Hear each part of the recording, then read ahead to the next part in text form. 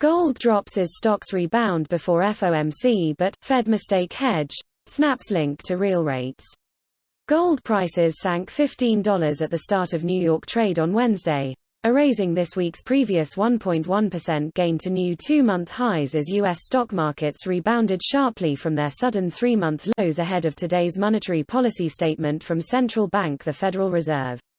With gold bullion prices hitting $1,832 per ounce and silver spiking back down to $23.60, commodities also rose in contrast to precious metals, with crude oil hitting fresh 7-year highs near $90 per barrel of Brent crude, but European natural gas prices easing 3.2% lower.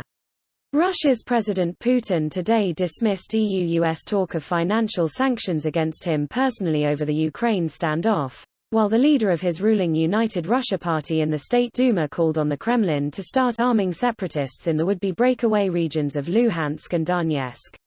New York's broad S&P 500 index closed Tuesday 9.1% below the fresh all-time high set on the first trading day of 2022, its steepest three-week fall since September 2020, helping the MSCI World Index record its sixth drop in a row, its longest run of losses since the global COVID crash of February 2020. Asian stock markets closed today flat overall, but Europe rebounded sharply, adding 2.0% on the Euro Stoxx 600. Betting on interest rate futures continues to see next to no chance of any policy rate change in Wednesday's statement from the FOMC, with liftoff now 91% certain for March instead. But against that consensus, and despite the US dollar rising towards end 2021's 18-month highs on its trade-weighted index against the world's other major currencies, gold still topped $1,850 per ounce yesterday, in the face of longer-term interest rates also rising in the bond market. So-called real interest rates, as implied by the yield on 10-year Treasury inflation-protected bonds, last week touched 19-month highs at -0.50% before slipping back to -0.63%. With gold prices also showing an underlying rise, gold's correlation with 10-year TIPS yields, showing a typical reading of -0.49 across the last 15 years, has now moved to +0.53, its most positive level since June last year. Gold is simply becoming a Fed policy mistake hedge, Bloomberg quotes Nikki Shields, strategist at bullion refiners and finance group MKS PAMP.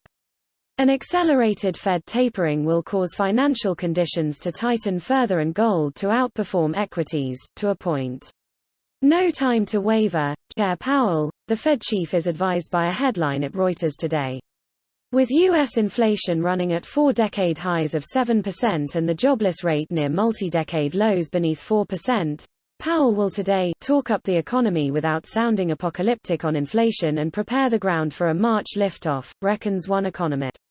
Key to today's Fed statement will be discussion of its QE asset purchase program, due for suspension in March, plus plans for starting to unwind those $8.7 trillion of bond holdings.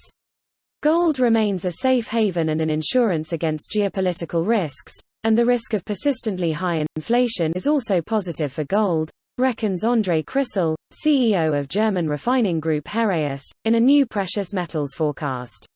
New investment inflows saw giant bullion-backed exchange-traded products the SPDR Gold Trust and the iShares Silver Trust both expand again on Tuesday after marking their heaviest one-day ETF inflows in 18 years and almost 12 months respectively, swelling by 0.5% and 0.4% from Monday's level.